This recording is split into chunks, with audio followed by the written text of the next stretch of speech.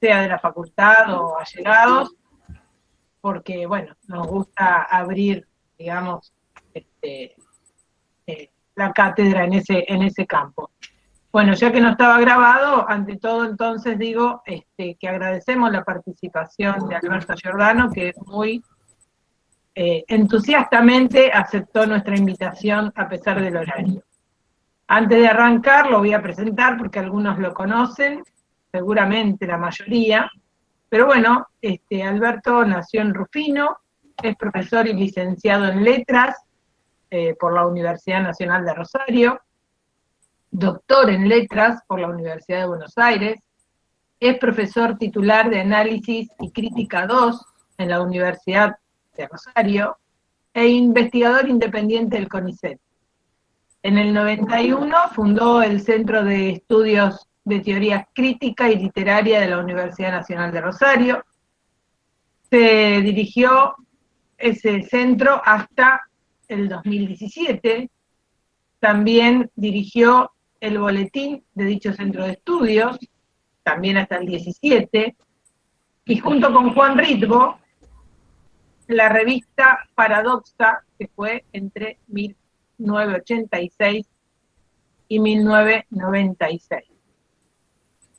Actualmente dirige la colección Paradoxa de la editorial Nube Negra, es miembro del comité académico y profesor estable de la maestría en psicoanálisis de nuestra facultad, es autor de Roland Barthes, Literatura y Poder, Razones de la Crítica, sobre literatura ética y política, Manuel Puig, La conversación infinita, Modos de ensayos, de Borges a Piglia, bueno, tiene los años de cada una de todas estas publicaciones, por supuesto, después se lo podemos pasar, Una posibilidad de vida, Escrituras íntimas, El giro autobiográfico de literatura argentina actual, Vida y obra, Otra vuelta al giro autobiográfico, Con Barthes y el pensamiento de la crítica, perdón, Con Barthes es uno y el pensamiento de la crítica es otro.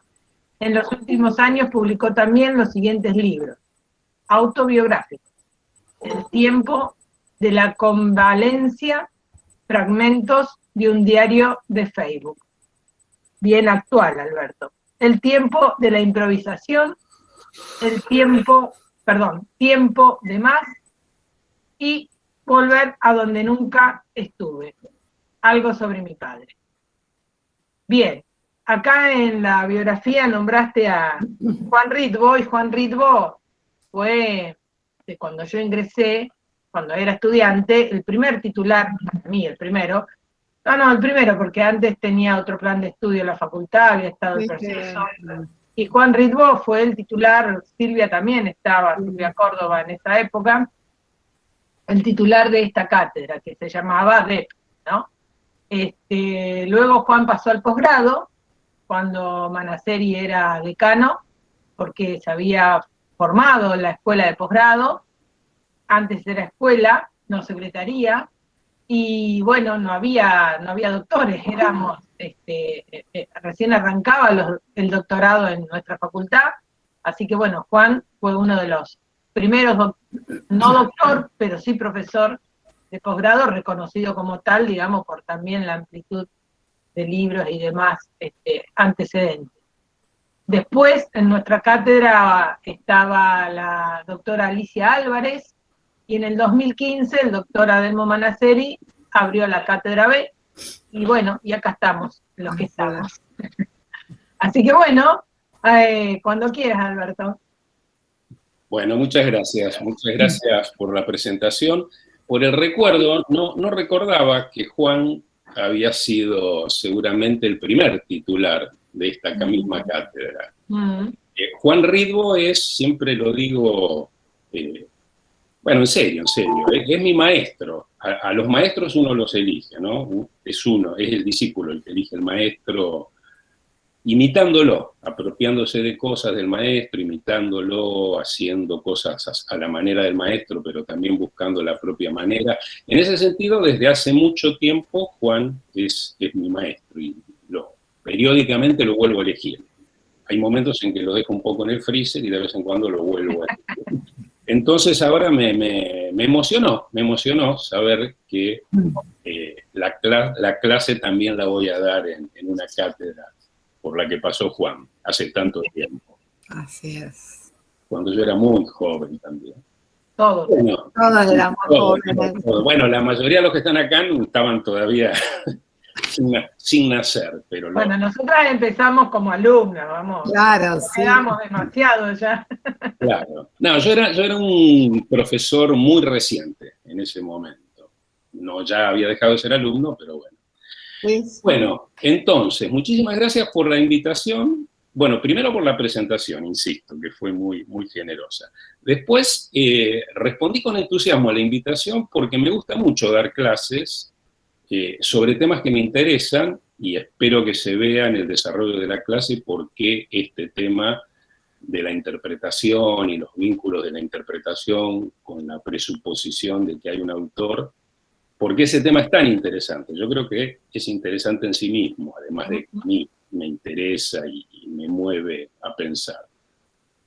Bueno, después también agradezco porque me gusta mucho dar este tipo de clases que yo llamo furtivas, ¿no? Uno aparece en una cátedra que la llevan adelante otros colegas, hace su número, hace lo mejor que puede y después se va. Y esos colegas se tienen que hacer cargo de lo que ocurrió. Si salió bien, bueno, mejor, y si no salió bien, yo lo único que les pido es que no me lo comuniquen, que nunca lo sepan. No te llamemos. Mi paso furtivo por la cátedra haya sido furtivo, pero es muy lindo aparecer en un lugar y trabajar en ese momento con la gente, y bueno, y después seguir el camino. Desde que nos vimos empujados a la virtualidad, esto me viene pasando mucho. Antes, obviamente, no era tan sencillo, de pronto aparecer en otro lugar. Ahora uno puede aparecer casi en cualquier lado a dar una clase. Bueno, agradezco también la invitación porque me gusta mucho trabajar con psicoanalistas o aprendices de psicoanalistas. Durante mucho tiempo estuve dando clases en la maestría en psicoanálisis y bueno, eventualmente hago algún otro tipo de actividad con psicoanalistas. Me gusta trabajar con psicoanalistas en primer lugar porque les estoy en general agradecido porque, bueno, la existencia de psicoanalistas ha sido bastante benéfica en mi vida. No la de todos, pero la de algunos en particular, tuvo algunos buenos resultados en términos de equilibrio psíquico. Entonces siempre siento como una cuestión de gratitud y me gusta ir a trabajar con ellos. Pero después hay una razón, diría, de más peso, ¿no? Que la teoría literaria, que es mi campo de saber, mi campo de trabajo, y el psicoanálisis comparten una visión del lenguaje muy similar, ¿no? Del lenguaje y de los vínculos entre lenguaje y subjetividad, de los vínculos entre lenguaje y vida. Esos son los temas que a mí más me interesa trabajar en la teoría literaria. Y bueno, el diálogo, la conversación con el psicoanálisis es continua y muy fructífera. Entonces, bueno, estoy en mi salsa, en principio. Cuando soy invitado a este tipo de clases furtivas, me gusta imaginar, fantasear con que estoy escribiendo, con que estoy componiendo, más que escribiendo, porque obviamente estoy hablando, no escribiendo, pero con que estoy componiendo un texto, ¿no? Como si fuese un ensayo. Voy a escribir un ensayo frente a ustedes. Entonces, una clase no es un ensayo estrictamente, esto en todo caso, si a alguno le interesa el tema, después lo podemos charlar. El ensayo es una búsqueda exploratoria cuya gracia fundamental es que quien la emprende no sabe necesariamente si va a llegar a un buen puerto, puede ser que por la vía del ensayo se pierda, se extravíe. Bueno, este tipo de movimientos, por ejemplo en Freud, los pueden encontrar muy, muy frecuentemente, ¿no? Que era alguien que ensayaba, se aventuraba. Muy rigurosamente, muy precisamente, pero había un espíritu de aventura, de descubrimiento, de invención y de ponerse a prueba. Lo característico del ensayo es que quien ensaya se pone a prueba. Bueno, por todo eso me gusta pensar que la clase es un ensayo, y la compongo como ensayo. Aunque, por supuesto, sobre todo lo que me interesa es tratar de comunicarles a ustedes algunas cosas que creo que son valiosas y comunicarlas con precisión, con claridad, que les sirvan. Eso es fundamental. Bueno, siguiendo esta fantasía de la clase como ensayo, me gusta elegir epígrafes para la clase, como si estuviese escribiendo, ¿no? Los epígrafes son esas citas que aparecen en los textos en el margen superior derecho, ¿no? Al comienzo del texto o al comienzo de algunas secciones de un texto. Pueden tener diferentes funciones los epígrafes, pero generalmente anticipan algo de lo que va a venir, ¿no? Uno lee el epígrafe y dice, bueno, lo que viene lo voy a tener que leer en cierta clave, desde cierto punto de vista. Yo elegí 2 epígrafes para la clase de hoy. El primero es muy breve, el primero lo escribo ahora. En realidad va a aparecer proyectado en la pantalla. El segundo va a venir dentro de un rato largo. El primero está tomado de un seminario de Lacan. Bueno, por razones obvias, porque es un autor de muy difícil comprensión, es muy raro que yo cite a Lacan. Entonces fue un gusto, además, encontrar algo de Lacan que entendí y que me pareció apropiado y que puedo usar.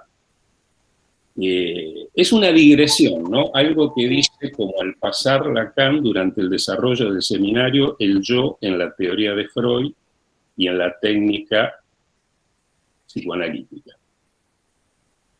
Es un seminario del año 54. Por lo menos en su comienzo, en las primeras clases, es un seminario muy, muy llevadero, comparado con otras cosas de Lacan que son muy abstrusas y bueno, hay que remangarse.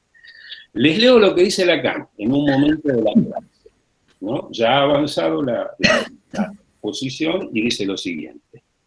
Pienso que hay que empezar siempre tomando los problemas por lo más difícil. Basta con descender. Ahí hay que retener 2 cosas, ¿no? Primero que dice los problemas, es decir, nosotros nos vinculamos con problemas más que con temas. La diferencia entre el problema y el tema es que el tema nos problematiza, el tema nos inquieta, el tema nos interroga, nos mueve a hacer cosas con él, ¿no? La relación con un tema es mucho más, con un problema es mucho más activa que con un tema. Piensen, por supuesto, en cualquier problema que tengan en la vida, ¿no? Cuando algo se manifiesta como problema, uno trata primero de, si reacciona, digamos, racionalmente, para decirlo entre comillas, lo primero que uno hace es tratar de formular el problema, darle una formulación. Uno siente más o menos imprecisamente que está siendo tocado por algo, que está siendo conmovido, que está siendo desequilibrado, y uno busca dar una respuesta a eso, primero formulando el problema, ¿no? Dándole existencia del problema, y después buscando resoluciones. Eso es lo primero. Bueno, lo segundo, que es lo fundamental, es esta afirmación de hay que empezar por lo más difícil. No solo hay que empezar vinculándose con problemas, yo diría para que haya saber, para que uno pueda aprender, hay que buscar los problemas que a uno lo interrogan, que a uno lo inquietan, y tomarlos por lo más difícil, ¿no? En esta afirmación de Lacan hay una especie de esbozo, diría yo, de una teoría del aprendizaje no pedagógica muy interesante, ¿no? La idea que está envuelta en esta afirmación de Lacan, a la que yo suscribo plenamente como docente, es que los aprendizajes no son lineales, no son evolutivos, tampoco son graduales, y sobre todo no van de lo más sencillo a lo más complejo, ¿no? Cuando uno está interesado en aprender algo, si uno está interesado en aprender algo, ya está metido en la complejidad de ese algo. Si no, no estaría interesado. No sé, hay cantidad de cosas que a mí no me interesan. La neurociencia. No, no me interesa. Entonces, posiblemente si por alguna razón me viese obligado a estudiarla, a lo mejor sí diría, bueno, por favor, empecemos por lo más sencillo, no me quiero complicar la vida. Pero cuando uno está interesado en algo, aparece ya situado en un nivel de complejidad alto. Y a partir de la complejidad empieza a moverse, ¿no? Entonces, más que una línea evolutiva, lo que trazan los aprendizajes, como los que ustedes estarán realizando, y yo mismo estoy realizando, la línea que trazan los aprendizajes es la de una espiral, ¿no? Insistencia, variación, volver a pasar por lugares que no son exactamente el mismo por aquel que ya se pasó, y esa espiral siempre es alrededor de la complejidad, ¿no? Uno va a buscar elementos para reducir un poco la complejidad, pero también para que se vuelva más productiva. Bueno, ese es el ritmo que a mí me gusta que tengan las clases, por esta razón que acabo de enunciar, porque creo que así se aprende, ¿no? No solo porque me guste o no me guste, que además me gusta, me siento inclinado a eso, me sale así, pero además yo aprendí así. Por ejemplo, cuando estudié con Juan Rirbo, era estudiante de grupos de estudio de Juan, las clases por lo general comenzaban con alguna formulación bastante enigmática, pero atractiva, y después la cosa se iba moviendo alrededor de eso. Se iba a buscar referencias, pregunta, conversación, pero la dificultad era lo que abría camino. Yo empiezo todos los años el dictado de mi materia comunicándole esto mismo a los estudiantes, ¿no? Diciéndoles esto: miren, esta es mi idea del aprendizaje, así vamos a trabajar. Generalmente recurro a una alegoría, como toda alegoría puede resultar más o menos útil a los fines pedagógicos, pero bueno, es medio berreta. Pero le digo, imagínense que ustedes quieren no conocer como turistas una ciudad, quieren que el turista es el que va a reconocer lo que ya sabe. Que bueno, vamos a la Torre Eiffel, me saco el azul. Ahora vamos a otro lado, y ya pasé.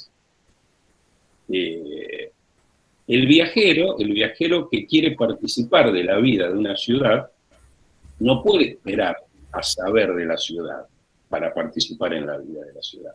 Tiene que meterse, posiblemente con recursos, va a tener un mapa, si es una ciudad extranjera va a tener un diccionario, pero no va a esperar a aprender la lengua, a conocerse de memoria el mapa, no va a esperar a saber para poder saber, ¿no? Saber siempre implica un salto a lo desconocido, un salto que se da, por supuesto, en tanto hay interés. Insisto, sin el interés, nada de esto tiene mucho sentido. Bueno, puede tener el sentido de que están cursando una materia, la tienen que aprobar, quieren realizar la carrera. Tiene sentido. Pero no este sentido, para mí, más excitante del saber como experiencia, como búsqueda. Para que haya saber como experiencia y como búsqueda, siempre, como en el amor, hay que dar un salto a lo desconocido y después se verá, ¿no? Y después empieza uno a mover reflexionando, tanteando, probando, conectando, realizando muchas operaciones. Pero en el inicio tiene que haber ese salto a lo desconocido, ¿no? Ese aventurarse. Bueno, entonces voy a comenzar la clase. Todo esto fue como un largo, como buen obsesivo, me encantan los preámbulos, ¿no? Antes de hablar, decir qué es lo que voy a decir. En general en la vida es complicado, la retórica obsesiva en la vida es complicada, sobre todo para el otro, que está esperando que diga lo que tiene que decir. Para el desarrollo de una clase, creo, posiblemente me haya dedicado a la docencia porque como obsesivo descubrí que en el desarrollo de una clase esos rituales obsesivos de, bueno, antes de hablar quiero establecer las condiciones de lo que voy a decir, no son necesariamente dañinos. Entonces, doy por provisoriamente cerrado ese primer momento obsesivo de, bueno, voy a hablar en esta dirección. Les voy a proponer 4 afirmaciones moderadamente complejas que, si hubiese mucho tiempo, organizarían todo un curso sobre el tema de la interpretación. 4 afirmaciones y un interrogante doble. Eso es lo que yo les presento desde el comienzo como para abrir el juego. La primera afirmación no es tan compleja, creo que más o menos se entiende casi inmediatamente, más o menos. Si se entendiese del todo, inmediatamente perdería esta fuerza de estímulo, de inquietar, de interrogar. Ustedes ya saben, porque lo habrán escuchado seguramente en muchas cátedras, que al ser humano lo constituye el lenguaje. Que no hay algo así como ser humano antes de la toma de la palabra, sino que es por el lenguaje que el humano se constituye como tal. Esto tiene una consecuencia inmediata, que es la siguiente: el ser humano es siempre un ser de conversación. Por el hecho de constituirse por el lenguaje, se constituye en conversación. Más allá de que esté solo o esté dialogando, el ser humano es siempre un ser de conversación, hasta cuando sueña. Hasta cuando sueña está respondiendo a algo que escuchó, está anticipando algo que va a decir, está movido por esa marea, por esa marea a veces encrespada, a veces suave, de las conversaciones. Una segunda consecuencia de esto es que el humano es un animal hermenéutico continuamente. Hermenéutica viene de hermeneia, ¿no? La palabra griega hermeneia, que quiere decir interpretación. Es decir, el ser humano es un animalito que está continuamente interpretando. Así como antes dije, está siempre en conversación, por eso mismo está siempre interpretando. Por ejemplo, está interpretando los mensajes que escucha, o que ha escuchado, o que recuerda, o que se imagina, ¿no? Interpretar es siempre una operación más compleja, más activa y más decisiva que comprender. Cuando uno conversa con alguien, cualquier conversación que a uno le interese, necesita comprender lo que el otro dice, pero a veces, aunque no lo comprenda, interpreta el sentido de la conversación, ¿no?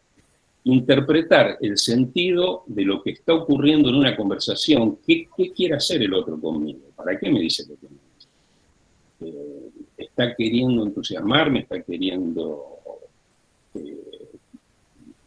deprimirme? ¿No está queriendo nada? ¿Está hablando por hablar? ¿Me está hablando como si fuese una pared? ¿Me está hablando porque se enamoró? Todo eso requiere de la interpretación. Entonces la interpretación, yo diría, es la función básica del humano, ¿no? Más constante y básica. Interpretamos signos, interpretamos señales, interpretamos gestos, interpretamos actos, y por supuesto interpretamos textos, interpretamos libros, interpretamos manuales. Y bueno, ustedes tienen que interpretar la clase y yo tengo que interpretar la cara de ustedes mientras las doy para ver qué va pasando, y al mismo tiempo tengo que haber interpretado a Foucault y a Barthes para tratar de armar la clase. Tengo que haber interpretado los diálogos que tuvimos con Leo para imaginar por dónde va la cosa. Y bueno, esa es la vida humana, ¿no? Entonces, esa es la primera afirmación, para que entiendan de entrada y de una vez la relevancia enorme que tiene cualquier especulación cuyo tema sea la interpretación. Es decir, estamos hablando de algo fundamental, de algo esencial, de algo que concierne a cualquiera, a todos, ¿no? Que hace a nuestra condición de personas que conversan con otras. es decir, de personas. Esa es la primera afirmación. Las próximas, creo yo que, bueno, van avanzando en complejidad y las fui formulando a partir de la lectura, no únicamente, pero era la lectura que tenía más presente, de un ensayo de Michel Foucault que se llama Nietzsche, Freud y Marx, que ustedes lo tienen en la bibliografía obligatoria de la unidad. Creo que era la obligatoria. Bueno, yo lo tomé como obligatorio y dije, bueno, tengo que releer este ensayo. Que, bueno, como todo en mi vida, hacía muchísimo que no lo leía. Es un ensayo que en su momento fue muy formador. Fue muy importante mi formación. Me gustó mucho leerlo. Por supuesto, tardé en entender, tuve que pasar varias veces, conversarlo, charlarlo, pedir explicaciones, ir a leer otras cosas, volver. Aún ahora hay momentos en que me pierdo, ¿no? Digo, poder tal vez esté diciendo esto, tal vez. De ese ensayo, que es un ensayo sobre estos tres autores considerados como los inventores de la hermenéutica moderna. No sé si los inventores, no, diría tres figuras prominentes de la hermenéutica moderna. No sé bien por qué retrocedí de inventor a prominente, pero bueno, por algo será. Algunos lo interpretarán. Perdón, hago un paréntesis. Este es otro rasgo obsesivo que puede tener consecuencias benéficas. No solo estamos continuamente interpretando, sino que estamos también continuamente interpretándonos a nosotros mismos, ¿no? Por ejemplo, recién dije esto, yo me escuché y volví sobre lo que dije, y bueno, señalé que había hecho un cambio de palabras por las dudas. No sé bien por qué. Como si dijese, a lo mejor ahí habría algo sobre lo que volver. Pero bueno, Nietzsche, Freud y Marx son dos referentes fundamentales en el campo de la filosofía, de las humanidades, de las ciencias sociales, para pensar la interpretación. Bueno, siguiendo entonces un poco lo que dice Foucault en ese ensayo, la primera afirmación es la siguiente. Lo voy a leer despacio. Dadas las limitaciones tecnológicas propias de mi edad, no sé ni he querido aprender a compartir pantalla y tampoco quería abrumarlo a Leo con, bueno, te voy a mandar una cantidad de citas para que las pongas mientras yo hablo. Entonces digo, leo despacio, como si estuviese anotando en el pizarrón, y ustedes van a poder copiarlo.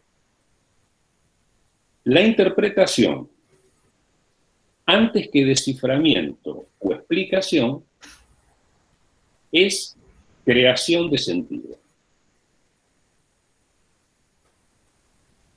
La interpretación, antes que desciframiento o explicación de sentido, es creación de sentido. La interpretación le impone sentido a lo interpretado. Y Foucault es muy insistente en que se lo impone violentamente. Hay que violentar lo interpretado para imponerle un sentido. Él dice que la interpretación no es un movimiento de elucidación, ¿no? No es que yo constato que aquello que me interesa interpretar tiene tal o cual sentido. Interpretar es violentar el fenómeno, el texto, la cosa que uno se ha visto llamado a interpretar, es violentarla para imponerle un determinado sentido, desde una perspectiva, según ciertos intereses.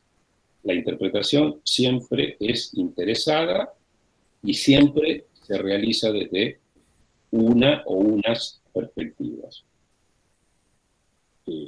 No necesariamente quien interpreta las conoce, ¿no?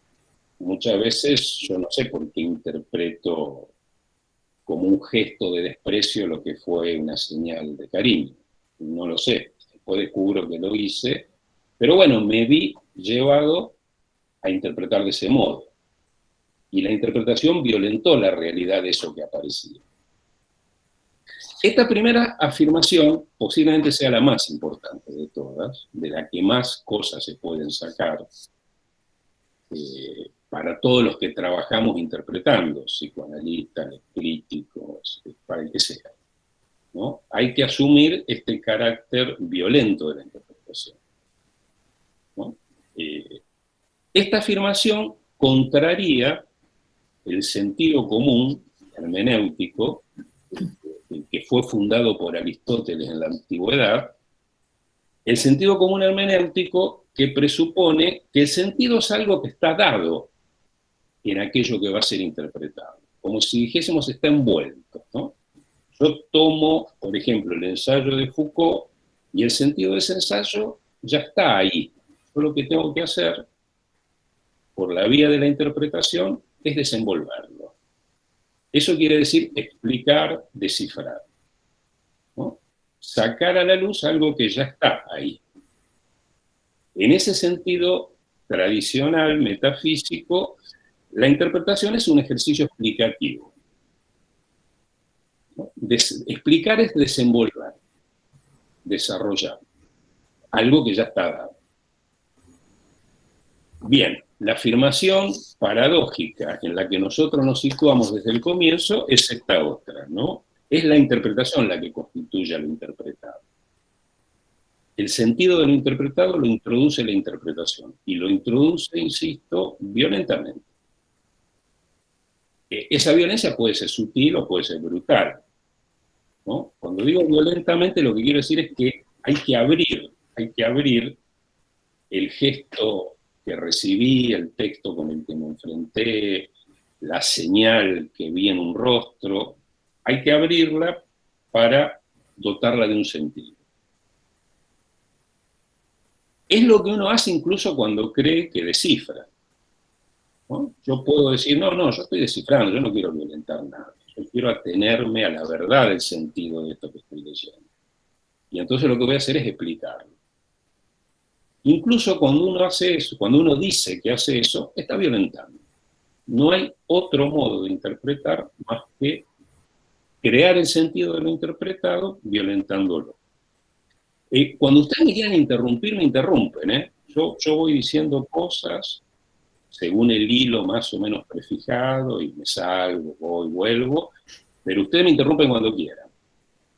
Mi presuposición es que les estoy diciendo unas cosas interesantísimas que dan mucho para pensar, así que no, si alguien interviene, me gustan muchísimo cualquier intervención es bienvenida, me gustan mucho las más simples, las más, diría, triviales, en tanto muestran que ese que me está escuchando quiere aprender, ¿no? Cuando dijiste tal cosa, ¿qué quiere decir? Tal autor, ¿quién es? Ese tipo de cosas me parecen importantísimas. Vuelvan a la alegoría del que está entrando a la vida de la ciudad y bueno, le va a preguntar a uno, va a hacer preguntas muy elementales. Esto queda a la derecha, queda a la izquierda, acá la senda peatonal se respeta o no. ¿Dónde hay un baño? Bueno, esa es el modelo de la pregunta a la que me tengo que responder. Profesor. Ese sería el paradigma de la pregunta ideal, por su grado extremo de simplicidad y porque transmite necesidad. Si alguien pregunta dónde hay un baño, porque está muy interesado en encontrar. Nadie pregunta dónde hay un baño, como hay muchos museos, solo un baño, lo necesito. Entonces, bueno, si aparece alguna pregunta del estilo ¿dónde hay un baño?, la voy a recibir con mucha alegría. No, profesor, no le voy a preguntar por el baño. Bueno, pero en su casa no sé. Con respecto a qué es un autor, y al otro texto de Foucault, Nietzsche, Freud y Marx, cuando se habla de interpretar, y justamente los maestros de la sospecha, a los cuales Foucault encuentra que el fondo está vacío y que hay una interpretación más allá de sus teorías políticas, psicoanalíticas, etcétera, es un claro ejemplo de esta violencia, de esta irrupción de la interpretación. ¿Puede ser? ¿Lo voy siguiendo? Sí, sí, muy bien, muy bien, muy bien. Lo va siguiendo muy bien. De hecho, Viviana, esto que acaba de decir Viviana anticipa la próxima afirmación. La próxima afirmación de las 4 que les anticipé. Esta también lo sigo a Foucault en esto,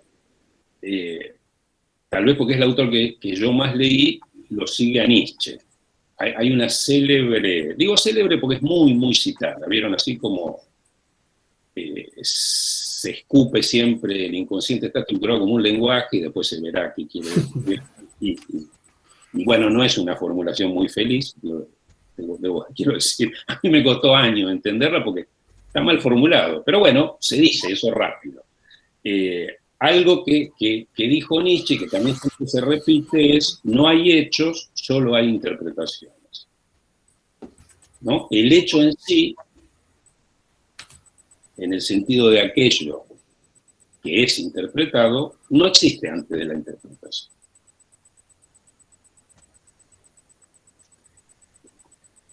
Bueno, voy a la segunda afirmación, que se desenvuelve de la primera. La interpretación no actúa sobre las cosas, los fenómenos o los textos interpretados, no actúa directamente sobre ellos, sino que siempre actúa sobre otras interpretaciones, que ya han, podríamos decir, violentado esos hechos, esas cosas, esos textos, que ya le han impuesto un sentido. Es decir, cuando interpretamos, siempre nos encontramos ya con otra interpretación de aquello que queremos interpretar, o con otras interpretaciones posibles, ¿no? Y la interpretación dialoga siempre con otras interpretaciones. En el afán por imponerle sentido, por ejemplo, a lo que alguien me dice, mi interpretación dialoga con otras interpretaciones. Sobre eso mismo o sobre fenómenos similares, ¿no? Pero al interpretar entro al juego de las interpretaciones y voy de una interpretación a otra. Mientras estoy intentando acercarme a algo, en realidad, con la coartada de intentar acercarme a algo, por ejemplo, al sentido de lo que alguien me quiso decir, lo que estoy queriendo es imponerle un cierto sentido. O sea, insisto, según mis intereses, según mi perspectiva. Es por esto, porque la interpretación es siempre de otras interpretaciones, es por esto que es virtualmente infinita. Si hubiese un algo, sea sentido, sea fenómeno, un algo interpretable ya dado, la interpretación en algún momento anclaría en el encuentro con ese sentido ya dado. La interpretación es infinita precisamente porque, como decía la compañera, nunca es interpretación directa de algo, sino que entra en diálogo con otras interpretaciones. Siempre es, insisto, interpretación de interpretaciones. Después voy a volver sobre esto, porque el concepto de texto de Barthes, que es, yo creo que su aporte más interesante en el ensayo La muerte del autor, el concepto de texto alude a este movimiento, ¿no? Que en realidad es el movimiento de todo lo que se realiza en el lenguaje, ¿no? Todo lo que se realiza en el lenguaje y todo aquello de lo que hablamos se realiza en el lenguaje, se realiza según esta modalidad de un desplazamiento infinito, ¿no? Es lo que uno puede apreciar cuando se pone a estudiar algo y va de un texto a otro y a otro y a otro, y eso es estudiar y aprender. O bueno, lo puede apreciar en una conversación cuando aparece la fatídica pregunta, ¿pero qué me quisiste decir? Que obviamente implica qué me quisiste hacer, ¿para qué carajo me estás diciendo esto ahora? En algún momento ese ejercicio hermenéutico que desencadena la pregunta se va a detener por cansancio, porque uno de los interlocutores abandone la escena, o por lo que sea. Pero estructuralmente es infinito. Y de hecho hay relaciones en las que qué me quisiste hacer cuando me dijiste tal cosa se repite durante años. Y bueno, se repite precisamente por este carácter paradójico, ¿no?, de la interpretación. Este carácter paradójico y dialógico de la interpretación, ¿no? Interpretar es siempre contrastar la interpretación con otras interpretaciones. Alberto, dijiste virtualmente infinita. Sí, porque de hecho la infinitud nunca se realiza, bueno, por esto, porque somos seres finitos, sujetos a circunstancias. Por eso decía, imagínense, mis ejemplos más que a mí me parecen, cuando hablo de cualquier cuestión que tenga que ver con el lenguaje, los ejemplos que me parecen siempre más iluminadores son los de las discusiones matrimoniales, ¿no? Donde uno tiene la impresión de que hay alguna discusión en la que uno está metido desde siempre y aparece, es como una especie de bestia negra, uno abre la puerta y dice, hoy aparece la bestia negra. Y es una discusión en la que es, ¿qué querés decir? ¿Por qué decís lo que decís? ¿Por qué querés lo que querés? Es una pregunta hermenéutica, es una pregunta por el sentido de un gesto, de un acto, de una costumbre, de un gusto, de lo que sea.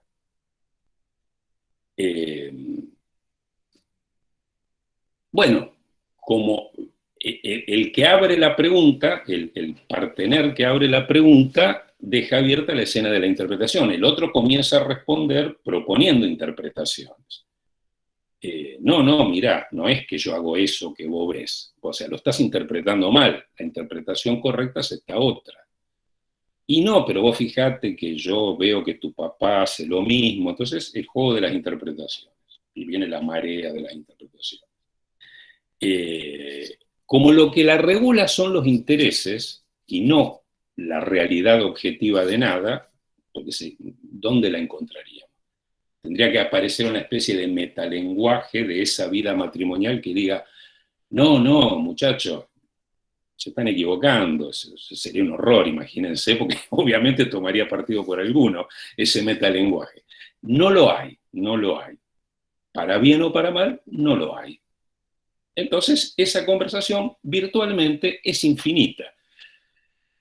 Como en algún momento alguno de los cónyuges enviudará, uno diría, bueno, se interrumpió. Me imagino que no, que la muerte de uno de los cónyuges no hará más que reavivar de vez en cuando esa misma conversación en la que se confrontan interpretaciones.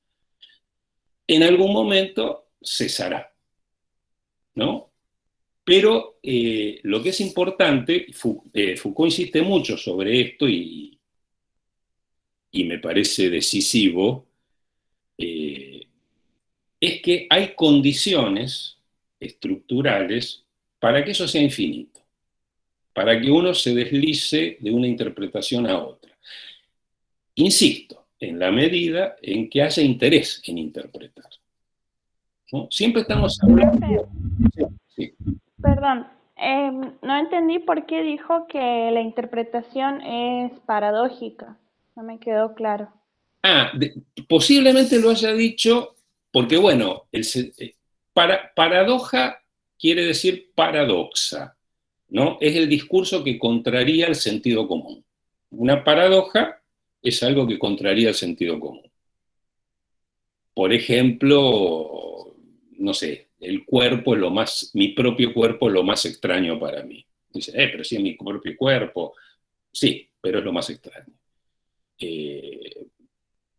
La superficie es lo más profundo. Todos enunciados que en algún momento, si ya no los escucharon, los van a escuchar porque son paradojas que dicen cosas muy importantes de lo humano.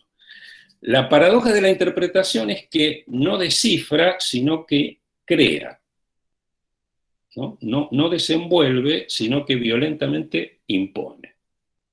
Porque el sentido común, insisto, lo que nos dice es que, bueno, vamos a suponer que el analista se larga a interpretar un sueño. Si el analista fuese un hermeneuta en el sentido aristotélico, diría, bueno, este sueño tiene un sentido. Alguien quiso decir algo con este sueño. Este sueño tiene un autor. Vamos a llamarlo inconsciente, vamos a llamarlo como sea. Pero tiene un autor. Si hubo un autor, entonces se quiso decir algo. Eso que se quiso decir es el sentido. Eso quedó tramado en el sueño. Como intérprete, yo tengo que desenvolverlo para llegar, por la vía de la interpretación, al reconocimiento del sentido. Mire, usted soñó con tal y tal cosa porque tal y tal otra. Bueno, como analista, ese sería un tarado, ¿no? Quiero decir, porque si hay algo que uno aprende o leyendo o como paciente, es que la interpretación en psicoanálisis constituye a lo interpretado y lo constituye para que se abra un movimiento, no para que se cierre, para que se abra un movimiento discursivo, ¿no? La función de la interpretación es justamente desencadenar en una dirección en la que uno no se venía moviendo la máquina hermenéutica, pero no cerrar. Ah, mire, el sentido de su vida es este, el sentido de su síntoma es este. No. Lo interesante del psicoanálisis, como de cierta teoría literaria, es que asumen que de algunas de las cosas que más nos interesan, no vamos a poder saber algo cierto. Pero podemos arreglárnoslas muy bien sin saberlo. También podemos arreglárnoslas muy mal. Pero bueno, no es necesario saber con certeza para vivir, para pensar, para escribir, para amar, para trabajar, para interpretar, mucho menos, ¿no? Si uno esperase a conocer con certeza el sentido de aquello que interpreta, bueno, se quedaría ahí inmovilizado. Digo esto, más allá de que uno muchas veces experimenta la certidumbre de haber descubierto el sentido de algo. Por supuesto que sí. ¿No? Vamos a suponer un milagro. En la discusión matrimonial, la esposa dice, uy, pero tenés razón, no me había dado cuenta. Mira vos, ¿cómo te dije esto? ¿Cómo puede ser que te puse en ese lugar? ¿Qué sé yo? Bueno, ahí uno diría, uy, está bien, nos pusimos de acuerdo y el sentido verdadero de lo que estaba sujeto a interpretación fue dilucidado. Y sin embargo, no sería raro que eso se reabra inmediatamente. Y entonces fue un momento de pasaje. Si tuviésemos más confianza, contaría algunos chistes sobre esta misma situación que circularon ahora en la pandemia, que eran muy buenos. Pues la discusión matrimonial, por supuesto, según desde qué perspectiva se la vea, se interpreta de una u otra manera.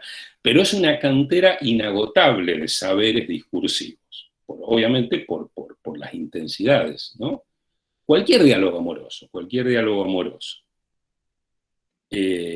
Entonces el carácter virtualmente infinito tiene que ver con esto. Esa infinitud no se realiza porque, bueno, las vidas son finitas. Pero hay condiciones estructurales, lo virtualmente apunta a eso, hay condiciones estructurales que determinan que el juego de las interpretaciones no tenga fin, pueda no tener fin.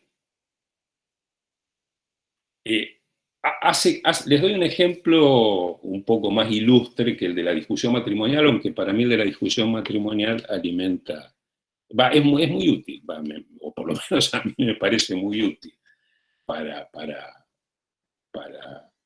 pensar estas cuestiones de la hermenéutica. Hace 15 días tuve que leer por primera vez, yo diría seriamente, un texto de Nietzsche, La voluntad de poder. Porque bueno, estamos trabajando con un grupo de colegas y amigos sobre la obra del último Barthes, la última época de Barthes, es una época muy nietzscheana, y Barthes usa fórmulas de Nietzsche. Entonces digo, bueno, voy a aprovechar y voy a leer esto que tengo pendiente desde hace tanto tiempo, que es La voluntad de poder, ¿no? La voluntad de poder es un texto póstumo de Nietzsche. Los textos póstumos son esos que se publican después de que el autor muere y porque se hace alguien cargo de su edición. Es un texto muy raro, fragmentario, bueno, no importa, no viene al caso. Bueno, yo empiezo la lectura. Era la primera vez que lo leía completo, entre comillas. Y bueno, ¿qué me pasó? Inmediatamente empecé a reconocer, Foucault. Acá está lo que dice Foucault. ¿Sí? Esto es lo de Deleuze. Esto es lo que escuché en una clase. Esto debe ser lo que me dicen que dice Heidegger, pero como no lo leí, no lo sé, pero ya está presente. Es decir, entrar a la lectura del texto de Nietzsche con este interés muy firme en querer comprenderlo, en querer entenderlo, para poder usarlo, lo que hizo fue meterme en la trama de interpretaciones que ya rodean al texto de Nietzsche y que se disputan el sentido del texto. Las interpretaciones se disputan el sentido de lo interpretado. Eso se ve muy claro en la discusión matrimonial, pero se ve también igualmente claro cuando uno establece algún vínculo muy intenso con un texto. Entre uno y ese texto va a haber una trama de interpretaciones. Esas interpretaciones se van a hacer presentes inmediatamente cuando uno comience a leer. Y el sentido del texto se va a ir deslizando. Va a tener que ver con lo que uno haga, va a tener que ver con cómo uno mismo interprete las interpretaciones. Por ejemplo, a partir de leer el texto de Nietzsche, me pareció que la interpretación barthesiana era un poco floja. Pero bueno, eso no hubiese ocurrido si no hacía esa prueba. Floja con relación a qué, y a la interpretación que a mí se me estaba ocurriendo, pero que en realidad era una variación de lo que había leído en Deleuze. O sea, olvídense del mito de la originalidad. Si hablan, ¿no? Digo, siempre es respuesta, siempre es... hablar es conversar es interpretar, y eso siempre empieza por responder a algo. Algo que uno ha escuchado, ha leído, algo, en realidad, a muchos algo que uno ha escuchado, que uno ha leído, a veces advirtiendo que lo hizo, a veces no. Entonces, las interpretaciones muchas veces son a ciegas, ¿no? Y muchas veces uno no es consciente de que está interpretando. Uno está respondiendo a un gesto, está respondiendo a un texto, está respondiendo a algo. No dice, aquí estoy interpretando, estoy violentando la realidad. No, está respondiendo. Interpretar es responder. Hay respuestas más o menos activas, y ahí vamos a ir después a nuestro tema, ¿no? Porque bueno, queremos respuestas activas a los textos de Freud, a los textos de Barthes, como el analista querrá darle una respuesta activa al discurso del paciente, una respuesta que oriente la vida en un sentido todavía posiblemente retenido. Eso sería una respuesta activa, ¿no? Una respuesta activa, una interpretación activa, es aquella que amplifica la vida de lo interpretado, que amplifica las posibilidades de sentido de lo interpretado, ¿no? Siempre es una cuestión vital, la de la interpretación. Incluso si uno está interpretando un poema, solito y para nadie, ¿no? Está en juego, podríamos decir, la vida del poema y la vida de las facultades interpretativas de uno. Si la interpretación resulta activa, el poema se va a revitalizar y las facultades de uno también. Si la interpretación no es activa, es decir, si yo, no sé, leo un poema de Neruda y digo, el típico poema de Neruda, así, lo que dice tal autor, eso es no deja de ser una interpretación, ese reconocimiento rápido, pero es lo menos activo que hay. Al poema no le dio ninguna vida, ni a mí tampoco. Si soy una especie de propagandista de la interpretación activa, precisamente porque es una cuestión vital. Depende la vida del pensamiento, de los afectos y de lo interpretado. ¿Eso se entiende? Porque no se me ocurre que tenga nada más valioso para decir. No lo tenía previsto y ahora que salió digo que la interpretación es una cuestión vital,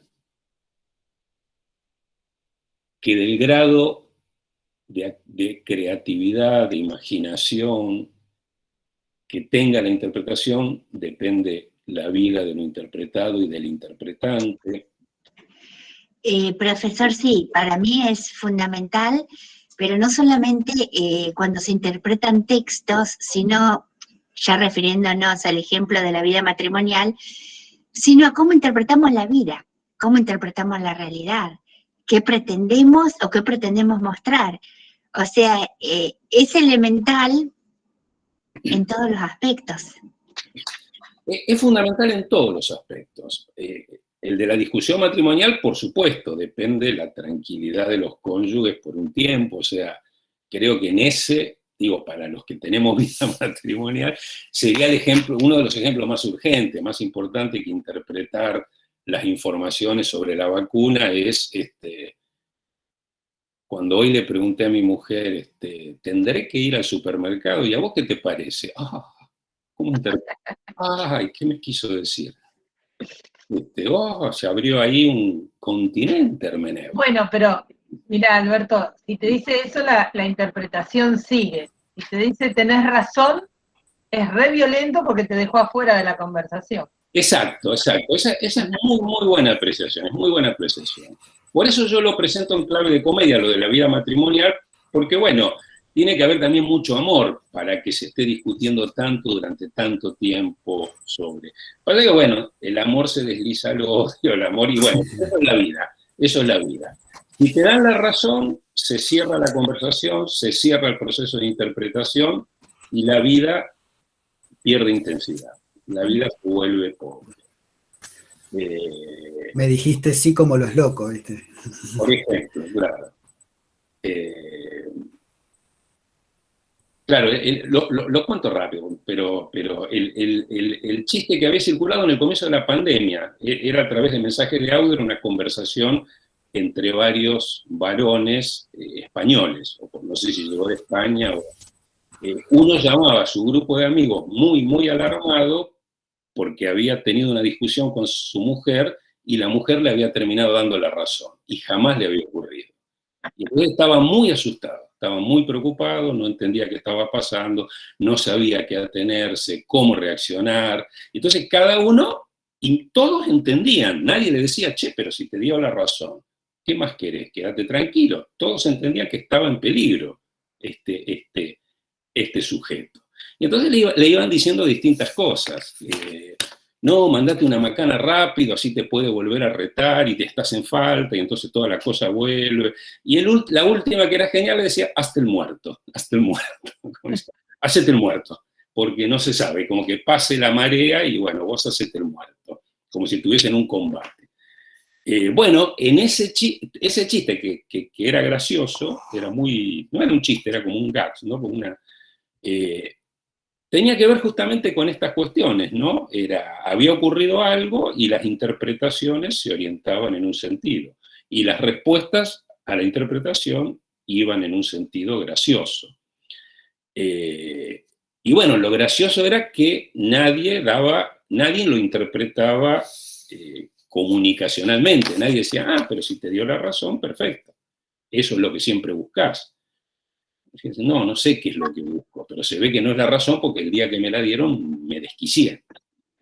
Bueno, eso tiene que ver, el chiste, la gracia del chiste, se sostiene en este saber sobre el lenguaje, sobre la conversación, sobre la interpretación, por eso les digo que es un tema muy interesante. Yo, ¿cómo no voy a venir a dar clases sobre esto si puedo usar como ejemplo cómo me inquietó mi mujer esta mañana cuando me dijo, ¿y a vos qué te parece? Hasta el muerto, sería hasta el muerto. Y después veo. Leo un fragmentito de algo que dice Foucault en Nietzsche, Freud y Marx. Yo tengo, mi edición es una reliquia, pero una reliquia muy hermosa. Es el librito que usaba cuando hacía grupo de estudio con Juan Rigo en el año 82, 83. La prehistoria para la mayoría de ustedes. Bueno, de esta edición, en la página 35, dice Foucault. Es una especie de síntesis de esto que venimos charlando, ¿no? Si la interpretación no se puede acabar jamás, esto quiere decir simplemente que no hay nada que interpretar. No hay nada cierto, ¿no? No hay nada ya dado. Ese es el sentido de nada, ¿no? Porque, bueno, lo que hay son otras interpretaciones. Entonces siempre hay algo que interpretar. Pero bueno, el carácter inconclusivo o infinito de la interpretación tiene que ver con que no hay nada cierto. Continúa Foucault aclarando eso mismo. No hay nada absolutamente primario para interpretar porque en el fondo ya todo es interpretación.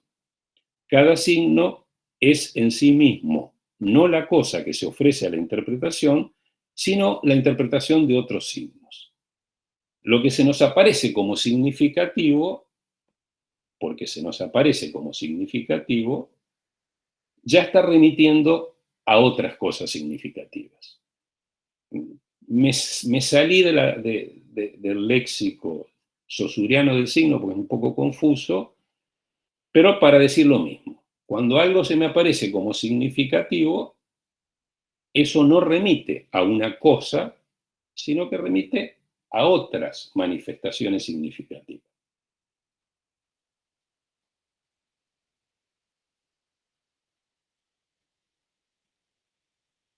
Y sigue después un poquito más adelante Foucault. En efecto, la interpretación no aclara una materia que con el fin de ser interpretada se ofrece pasivamente. Ella, la interpretación, necesita apoderarse ella necesita apoderarse y violentamente de una interpretación que está ya allí, que debe trastocar, revolver y romper a golpes de martillo. ¿No? Cuando uno dice yo estoy queriendo conocer algo, lo que está queriendo es interpretarlo. Y para interpretarlo va a tener que violentar aquello que dice querer conocer y va a tener que violentar las interpretaciones que lo rodean, si está queriendo imponerle otro sentido. Entonces, la interpretación siempre es polémica, siempre es discutidora, siempre fricciona con otras interpretaciones. Bueno, voy a la cuarta. Bueno, no, estamos muy mal con el tiempo. No, seguí, no pasa nada. No, pero yo vi, bueno, no llegué. Bueno, lamentablemente me voy a pasar de las 10. No hay No hay problema. problema. No hay ningún problema. Los prácticos de las 10 empezarán un rato más tarde. Bueno, el cuarto punto. Tiene que ver con la cuestión temporal y tiene mucho que ver con esa figura del retorno a, ¿no? El retorno a es un acto de interpretación. El retorno a Freud es el formidable acto de interpretación realizado por Lacan, que violentó la textualidad de Freud, que friccionó con otras interpretaciones, ¿no? Pero es un acto de interpretación vuelto hacia el pasado, ¿no? Por eso se habla de retorno a. La interpretación responde con esta vía temporal de volver a. vamos a ver que es un poco equívoco la idea de retorno a, porque se trata también del retorno de, ¿no? Del retorno de eso interpretado en nuestro presente, ¿no? Cada vez, si yo digo, bueno, vengo a proponerles un retorno a Nietzsche, porque voy a leerlo de una manera en la que todavía no se lo ha leído, que discute otras maneras, lo que estoy haciendo es traer de vuelta a Nietzsche a la actualidad, al presente. No hay retorno a que no sea retorno del pasado en el presente. Retorno del pasado en el presente que lo transforma al pasado, ¿no? Que le da una apariencia que no podría haber tenido antes. Entonces, la cuarta afirmación es: una nueva interpretación modifica el pasado de lo interpretado. La emergencia de una nueva interpretación, la aparición de una nueva interpretación, modifica el pasado de lo interpretado. Les leo algo que dice también Lacan, reforzando esta idea en el mismo seminario del yo, ¿no? Y más o menos en la misma clase ahí al comienzo. Dice Lacan: a partir del momento en que una parte del mundo simbólico emerge, ella crea, en efecto, su propio pasado, ¿no? La emergencia de lo nuevo crea su propio pasado. Acá también hay una paradoja, ¿no? El pasado no es causa del presente, sino que es un efecto del presente. El sentido común que nos dice: el pasado es un presente que pasó. El presente es un presente que está pasando. Desde este presente que está pasando, yo voy a ese presente que pasó y lo traigo, lo represento. Lo que la interpretación nos enseña es que el pasado no deja de pasar por el presente, transformándose según las condiciones del presente.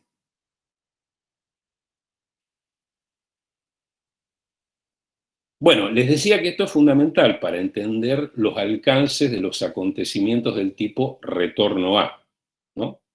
Se retorna para reinventar, para reformular, para reconfigurar, por la vía de la interpretación, imponiendo un nuevo sentido, ¿no? Si Lacan no hubiese leído ese ensayo de Jacobson, Dos aspectos del lenguaje y dos trastornos afásicos, no recuerdo, ¿no? Pero es el ensayo... Dos tipos de lenguaje, dos tipos de afasia. Exacto. Es el ensayo en el que Jacobson dice que, bueno, trabajando sobre la idea de que la selección y la combinación son los principios para producir mensajes, pone en juego la diferencia entre metáfora y metonimia. Lacan usa eso, que por supuesto Freud desconocía, la lingüística estructural no existía, Freud no hubiese podido recurrir a ella, no hubiese podido pensar en los términos de ella. En este proceso del retorno a, lo que hace Lacan es que Freud use eso que no existía en su momento, que Freud piense con Jacobson. Vamos a hacerlo hablar a Freud en Jacobson. Entonces, que Freud hable de metáfora, de metonimia, además de condensación y desplazamiento. En este tipo de interpretación muy activa, muy creativa, muy ensayística, porque bueno, hay que ver cómo funciona, ¿no? Primero hay una ocurrencia, y si yo junto esto con esto, entonces traigo al pasado para que dialogue con el presente, y ahí se arma otra cosa, ¿no? Pero no es voy al pasado y descubro lo que estaba ahí y todavía nadie había notado. No es eso, por todo lo que venimos diciendo de la interpretación. Retornar a algo no es volver para descubrir lo oculto que nadie había advertido, porque uno es el más dotado. No, es inventarle al pasado sentidos de los que no disponía. imposibles de existir si ese pasado no pasa por el presente. ¿No? Esto ocurre en la vida continuamente, cada vez que uno recuerda. Cada vez que uno recuerda, la semana pasada murió Horacio González. No fue un maestro para mí, pero fue una presencia muy, muy fuerte en mis años de formación, con la que tuve unos diálogos extraordinarios, sobre todo como era una persona extraordinariamente generosa, me abrió muchas posibilidades. Encontrarse con él era salir con un proyecto. Uno se mostraba curioso, interesado y salía con un proyecto. La semana pasada murió y bueno, misteriosamente a mí se me abrió como una especie de compuerta de rememoración. Empecé a recordar cosas que ni sabía, que no recordaba haber vivido, que las había vivido hace 30 años y se ve que nunca las había recordado, y de pronto se me aparecieron. Por ejemplo, haber presentado un libro de Horacio González cuando yo era bastante joven. Claro, en el recuerdo yo estoy presentando un libro de un muerto, de alguien que ya murió. Entonces, por supuesto, la escena esa que recuerdo tiene una intensidad exorbitante, o sea, me hizo llorar recordarlo. Pero yo presenté, y lo llamé a un amigo y le digo, che, ¿vos te acordás de la ¿Era yo el que lo presentó el libro? Sí, sí, vos lo presentaste. Ah, como si hubiese yo, qué increíble la situación en la que estuve. Claro, tenía mucho que ver con que el autor ahí sí que el autor había muerto, pero acababa de morir. ¿Cómo yo viví eso en aquel momento? Y no sé, no tengo idea, ya no lo voy a poder saber porque ya murió aquel a quien le presenté el libro. Y eso tiñó la realidad de una manera absoluta. Bueno, esto pasa con todo. Digo, pasa cuando uno recuerda el primer novio, pasa cuando todo el tiempo el pasado, en tanto es sometido a interpretación activa, está modificándose, ¿no? Es decir, el pasado nunca está concluido, por realizarse también en el lenguaje, el pasado virtualmente, insisto, nunca está concluido, clausurado, puede reanimarse y transformarse según los intereses del presente. Voy al interrogante, les había dicho 4 afirmaciones y un interrogante doble. El interrogante... Perdón, Alberto, ya que estoy, aprovecho esto que reafirmaste del pasado, porque eso es la base del análisis, porque si no, no podría haber, obviamente, análisis, porque lo primero que alguien te dice es, pero ¿y si ya lo que pasó, pasó? ¿No? Como si no hubiera posibilidades de reinventarse ese pasado, ¿no? Como si fuera algo certero y acabado. Y eso es posible gracias justamente a la función del lenguaje y lo que estamos hablando de discursividad, ¿no? Eso. Y la interpretación, ¿no? Es la interpretación. Exactamente. La que hace que uno reviva el pasado como no lo vivió nunca antes. Y entonces ese pasado se muestra como todavía pasando. Por eso la validez del análisis, a eso me refería, ya que... Sí, por supuesto. Cuando antes decía que el analista interpreta en este sentido, en el que venimos hablando, es porque justamente cuando interpreta un recuerdo, en ese recuerdo lo que trata de escuchar es al pasado inconcluso que está insistiendo, ¿no? Hay un proverbio armenio muy lindo, no me voy a poner a hablar de eso porque cada vez que lo digo, después estoy hablando 15 minutos, pero que bueno, se vincula mucho con esto y sobre todo con el análisis, que dice, la infancia es impredecible. Es decir, uno nunca sabe cómo va a terminar viviendo su infancia, ¿no? Contraría el sentido común de, bueno, la infancia es la primera edad, la que pasó. No, la infancia es impredecible. La infancia que yo estoy viviendo, no solo porque tenga vivencias infantiles, o bueno, también, pero digo, ¿cómo la recuerdo? ¿Cómo recuerdo algunas cosas que recordé a lo largo de toda mi vida? ¿Cómo las recuerdo en estos últimos 5 años? Completamente diferente a cómo las había recordado en los otros 55. Sobre todo cuando uno tiene muchos años, eso se aprecia más. Es como si dice, se vuelve cada vez más variada la infancia y diferente. ¿no? Y eso está en proceso. Bueno, voy al interrogante. ¿Qué efectos tiene sobre el acto de interpretación la creencia en que el autor es la causa de la obra interpretada? Esa sería la pregunta, ¿no? Que nos convoca y sobre todo la que lo inquietaba un poco a Foucault y mucho a Barthes. Los intereses de Foucault son mucho más amplios que los de Barthes. Foucault le interesa, por ejemplo, una historia de la función autor. A Barthes le interesa esto.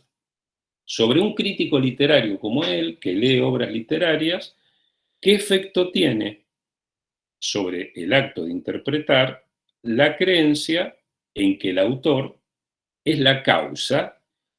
Foucault dice el fundamento originario. Lo dice, creo que en que es un autor, ¿no?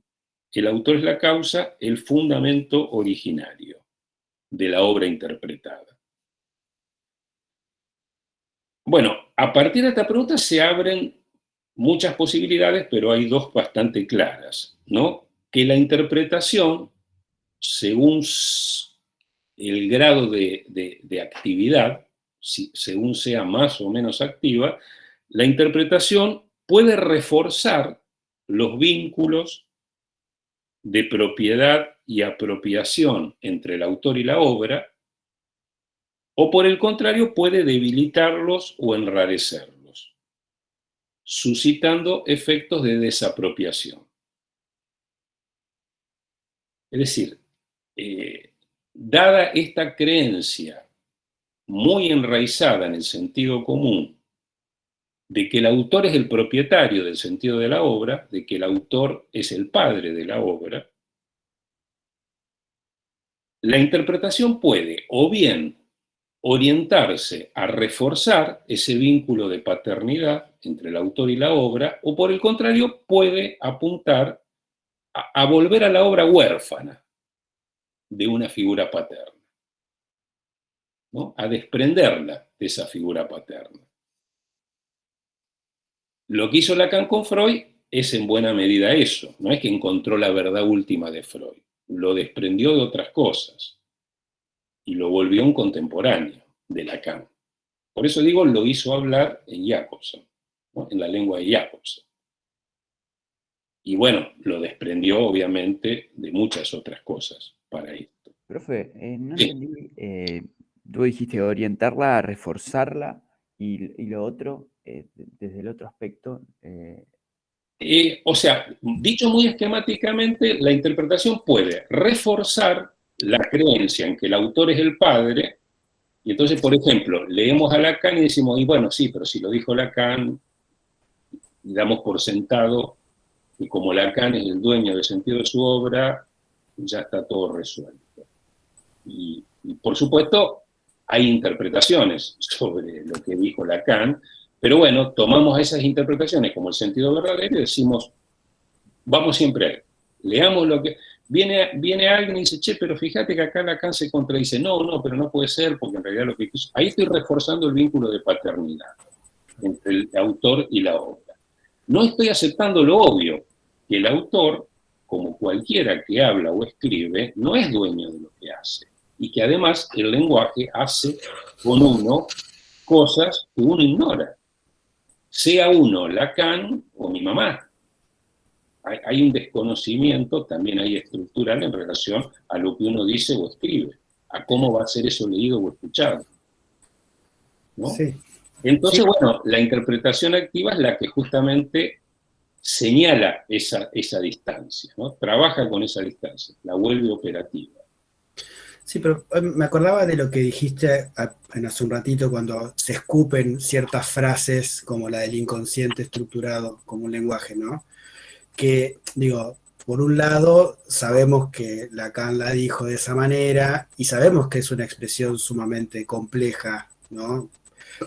Pero a su vez decirla como que me libera de una argumentación, bueno, lo dijo Lacan y dijo esto, y si no lo entendés, bueno, averigualo vos porque está y es claro, ¿no? Como que me Claro. garantiza una transmisión segura de algo que sabemos que no lo es, digamos, ¿no? Claro, exacto, la certidumbre de que si algo lo dijo un autor prestigioso, tiene valor, lo que te exime es de interpretar. Lo que haces es reproducir, ¿no? Que yo diría es el grado más pobre de la interpretación. Entonces, bueno, pero sabemos que el inconsciente está estructurado como un lenguaje. ¿Pero cómo? ¿Que el inconsciente, la lengua, eso sí? Bueno, mira, no sé, pero lo dijo Lacan. Y entonces, como la paternidad de Lacan respecto de todo no está en discusión, arréglatelas. O bueno, ni siquiera te las arregles. Y es una fórmula que si uno vamos a construir una ficción, alguien que tiene conocimientos de lingüística, y que jamás oyó hablar de Lacan, y que ha leído a Freud, y le dicen, mira, el inconsciente freudiano está estructurado como un lenguaje, en código. Claro. El inconsciente es un código. Qué idea más sustancialista, más poco freudiana. No es eso, no. Entonces, o sea, como muchas formulaciones de Lacan y de muchos otros, la de la muerte del autor de Barthes es igual. Es muy equívoca. Si uno lo lee literalmente o no lo interroga, no lo interpreta, se vuelve un dogmático de algo que ni siquiera entiende. Porque son equívocas. Lacan, ustedes saben que jugaba mucho con el equívoco, o sea, estaba muy enterado de que el aprendizaje es espiralado, de que el aprendizaje es aventurero, o sea, lo sabía, lo encarnaba, lo practicaba, entonces decir cosas equívocas era algo que contribuía a ese movimiento. Por supuesto que a veces los equívocos eran más o menos productivos, no es que Lacan es el autor de todos los equívocos, no, hay equívocos de Lacan que qué sé yo. Por ejemplo, cuando habla de literatura, qué manera de guitarrear y qué mal uso de la literatura. Pero bueno, justamente la gracia de las interpretaciones es que vuelve a los autores plurales, ¿no?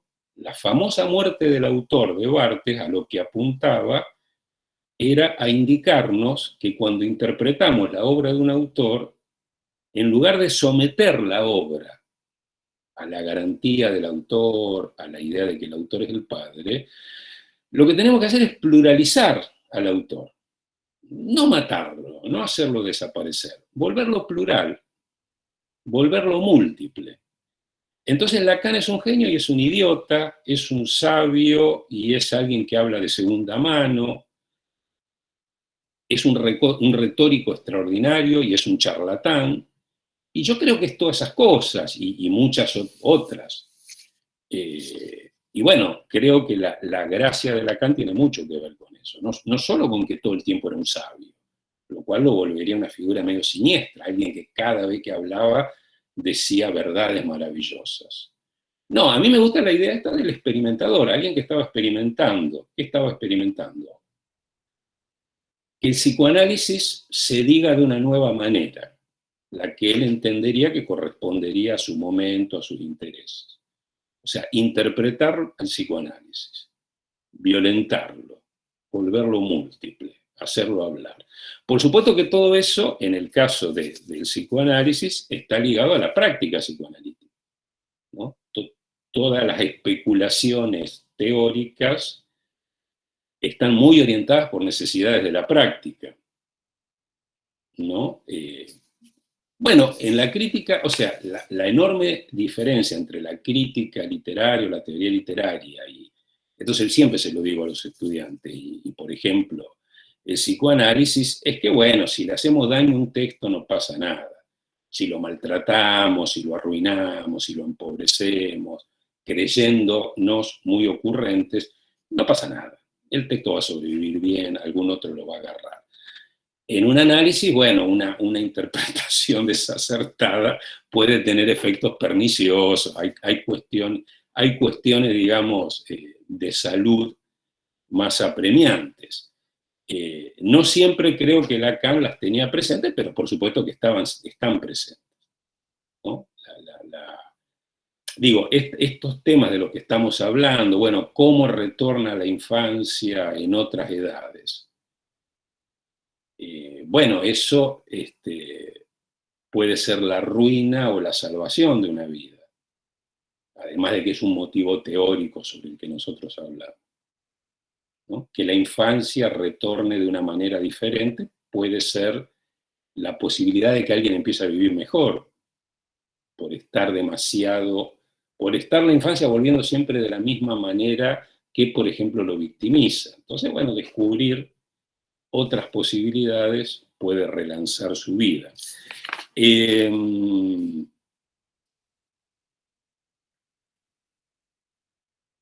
Me quedó, la clase estaba armada en 2 partes fuertes, solo di la primera, y un interludio. Interludio es el momento, en una pieza musical con 2 momentos fuertes, que es por ejemplo una ópera, el interludio es el momento de transición un poco más ligero. El segundo momento fuerte se los voy a deber. Es justamente el dedicado a la muerte del autor en Barthes. Por todo lo que dije me exime. Las interpretaciones son infinitas, el pasado es inconcluso. Es decir, ya nos encontraremos en otro momento y hablaremos de la muerte del autor según Barthes. O ustedes lo harán, o... Yo estoy siempre dispuesto, no, pero bueno, hoy no va a poder ser, yo no tendría ningún problema, pero vamos a... se ha revelado una vez más que soy horrible programando las clases, distribuyendo el tiempo. Esta clase, ahora me doy cuenta que está destinada a durar 3 horas. No lo vamos a hacer. Pero voy a leer el interludio, porque es un gusto que me quería dar. El interludio es un momento más ligero y es en el que yo tenía más expectativas. Bueno, siempre me inquieta cuando comienzo un curso, cuando comienzo mi materia, y también me pasó hoy al comenzar, pensar cuáles son las expectativas de los estudiantes cuando yo les digo, miren, vamos a entrar, de entrada nos vamos a situar en un nivel de dificultad alta, y ahí nos vamos a mover. Yo lo digo con mucha convicción, sé que así hay que trabajar, pero claro, yo sé que muchos estudiantes eso lo van a recibir con inquietud, con incomodidad, che, no, dame cosas simples, mirá que después tengo que rendir, no me complique la vida. Entonces, bueno, eso yo lo tengo presente. Trato de hacer como que no lo escucho y avanzo, para que puedan aprender, pero está presente. Bueno, en el caso de la clase de hoy, esa inquietud, les voy a proponer algo difícil, me temo que ustedes querrían algo más sencillo, esa inquietud está duplicada porque entre los estudiantes está mi hija, y mi hija en general manifiesta resistencia y rechazo a mi estilo expositivo. Yo en la vida soy bastante parecido a cuando doy clase, es decir, hablo de más, hablo mucho, me gusta precisar. Imagínense las discusiones matrimoniales conmigo, son un infierno. Veo niveles, o sea, la máquina hermenéutica está siempre agitada. Bueno, ahora que hiciste público que está tu hija con nosotros, que yo no lo había dicho, creo que Leo tampoco, fue la investigación de Leo que logró descubrirte a vos como papá de una de nuestras alumnas. Todo se lo debemos a Leo. Leo es el culpable de todo. Todos los reclamos hay que hacérselo a Leo. A Leo, se lo hacemos a él. Incluso, ¿por qué me invitaste a dar una clase tan larga y me hiciste creer que iba a durar 1 hora y media? Eso, la culpa la tiene Leo. Bueno, cuando me enfrenté neuróticamente a esta situación, va a estar Emilia, a Emilia mis complejidades le provocan inquietudes, yo ya sé que a todos pero a la vez yo voy a tomar ese camino igual. Dije, bueno, voy a hacer de cuenta que es una clase común. Voy a poner entre paréntesis la presencia de Emilia y voy a hablar como si les hablase a cualquier estudiante. Después dije, no, al contrario, voy a radicalizar la incomodidad, la voy a transformar como en tema de un momento de la clase, pero que sea un interludio. Sí, me voy a meter en eso, porque posiblemente de ahí pueda salir algo. Ese es el momento ensayístico en una clase, cuando uno dice, y no sé cómo va a salir, pero estoy tentado de probar, vamos a hacer la prueba. Entonces, ahí recién viene el segundo epígrafe, que lo vamos a leer, yo lo comento y nos despedimos, para que no se alarmen. El segundo epígrafe lo debes tener, Leo.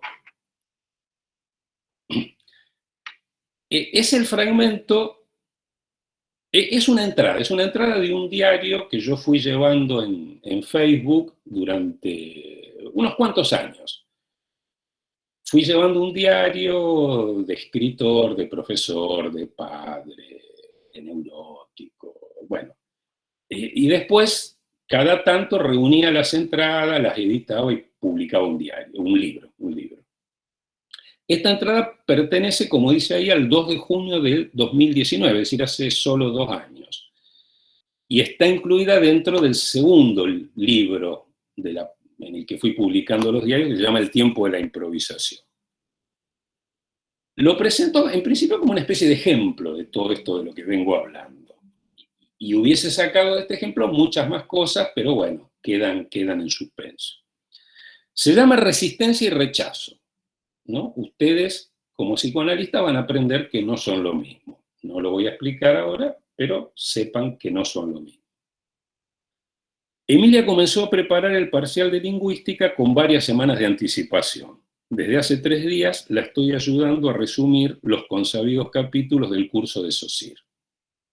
Cuando requirió mi asistencia, primero me negué. La exaspera mi estilo docente, el gusto por la exposición razonada.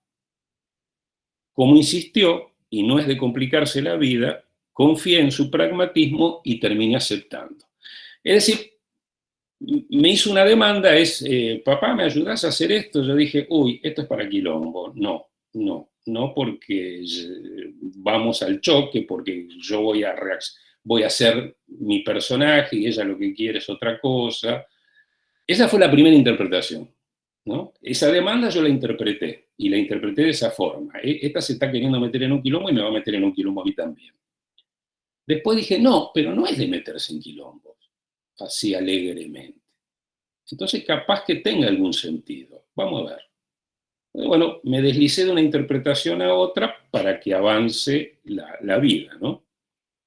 La primera vez que tuve que estudiar SOSIR, apenas ingresé a letras, no entendí casi nada. Fue la primera clase en mi carrera universitaria, no entendí nada, ni siquiera cómo se escribía SOSIR. Tuve perdido muchísimo tiempo. Recuerdo bien la sensación de extravío. Me las arreglé para rendir.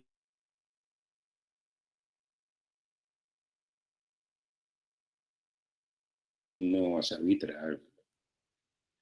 Emilia tal vez se contentaría con eso para aprobar el parcial, pero está claro que si recurrió a mí, todavía apuesta a la comprensión. Son todas conjeturas, son todos movimientos de interpretación.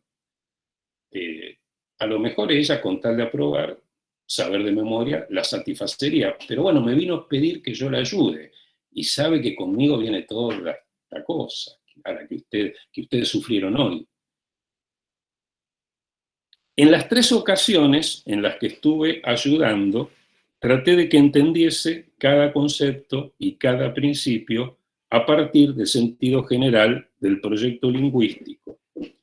Es decir, traté de que comprendiese, de que interpretase activamente SOSIR.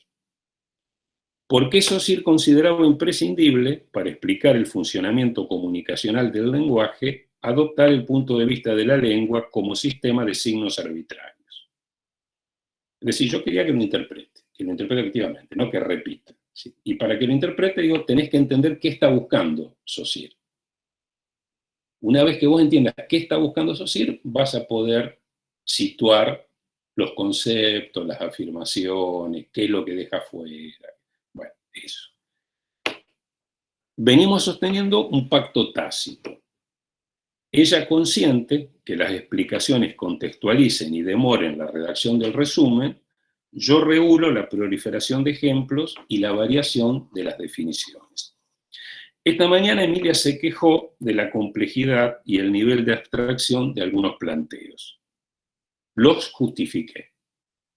Todas las formulaciones apuntan, en última instancia, a explicar el funcionamiento del lenguaje, las condiciones de cualquier conversación. Y ese, el de la conversación, va a ser tu campo de trabajo, ya sea que elijas ser psicóloga o psicoanalista. Vos no vas a trabajar ni con cálculos ni con fórmulas. Es decir, vas a estar sujeta a esto. Lo que se dice, un argumento irrefutable.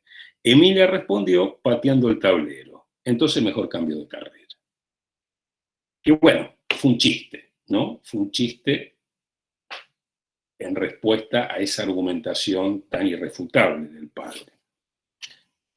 El último párrafo es como una especie de moraleja de esta escena de conversación familiar donde está en juego, bueno, el vínculo padre-hija y también las cuestiones de las que charlamos hoy, ¿no? Cómo se interpreta el saber, qué es saber. Más allá de su gracia oportuna, ¿no? El chiste, si esto es así, cambio de carrera.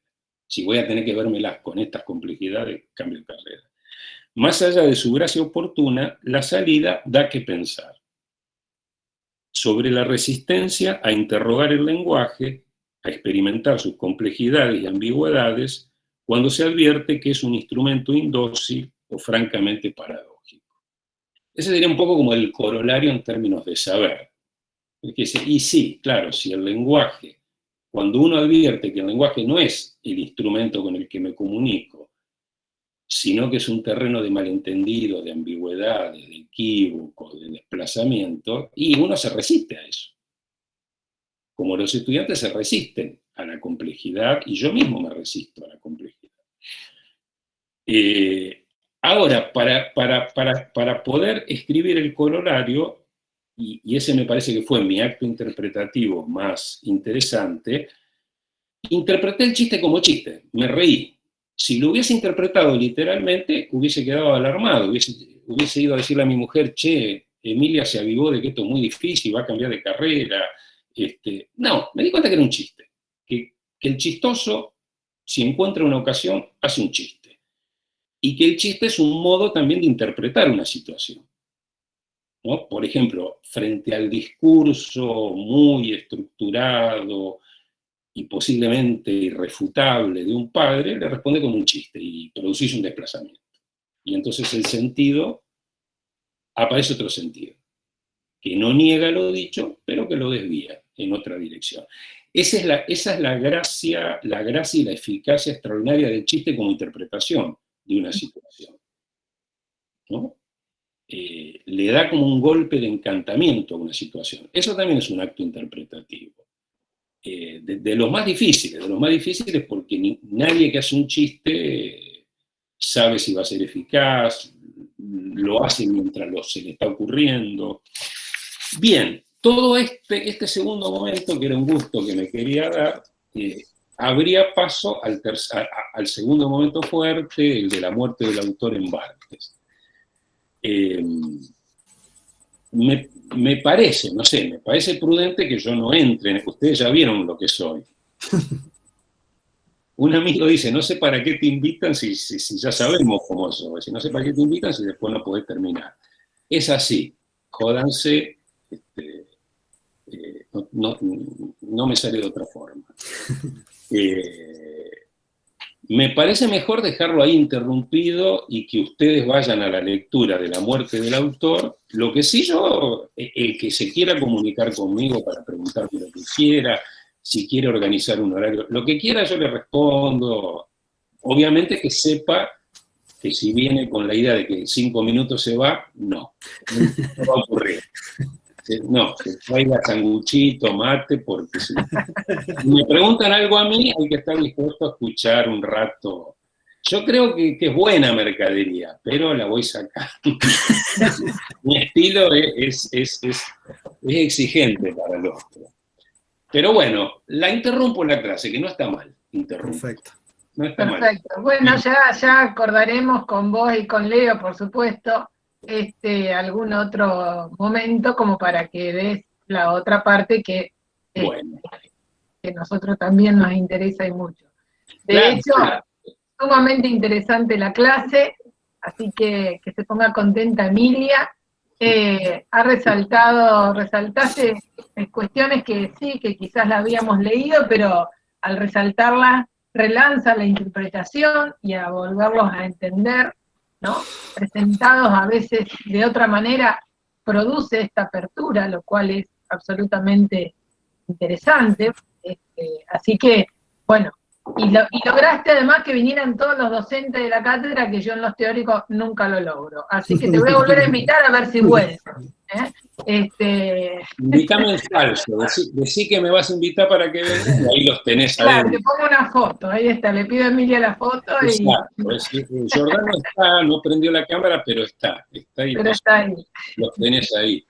Bueno, y de nuevo, muchísimas gracias, un gusto realmente, y No. bueno, ya acordaremos otro... Dale. encuentro. Sí, porque claro, estaba en el flyer, digo, no hablé de una parte muy Es importante. interesante dejarlo abierto, ¿no? Bueno, Como sí, toda sí. interpretación, Exacto. claro, Lo mejor está por venir. Sí, claro. La segunda Sí. temporada es buenísima. ese es el retorno al futuro, no el retorno a pasado. Es Al exacto. pasado. El Claro. retorno al futuro, exacto. Genial, ya tenemos un título para el flyer. Bueno. Muchísimas gracias. Muchísimas gracias. Muchas gracias, Alberto. Un aplauso, ¿eh? Muy bien. Gracias a vos, Alberto. Gracias. Muy amable. Volveremos a cruzar. Bueno, con Emilia seguro ahora cuando va. Esperemos que saque chiste ahora, porque si no. Le salen fáciles. Bueno. Chao, Bueno, hasta también luego. le agradecemos a Emilia que eligió nuestra cátedra, porque si no tampoco teníamos esta opción. Así que, Claro. claro, Ujú. obviamente, porque somos A y B, así que eligió la B, estamos bien. Ah, claro, Claro, son dos. Ah, bueno. así que... Nos hemos beneficiado o no de las circunstancias. Se habían llenado los cupos en la A. por eso. Entonces, Ah. Ahí sacó el chiste, ¿viste? Ahí Saco el chiste, puede dejarte, ¿no? Tremenda, ya te Bueno, entiendo, suban el Alberto, ya te caballo. entiendo. Claro. Bueno, Mi chiste hubiese sido, pero esta no es la A. claro. Chao, hasta luego. Nos vemos. Chao, chao. Chao, chao, hasta luego.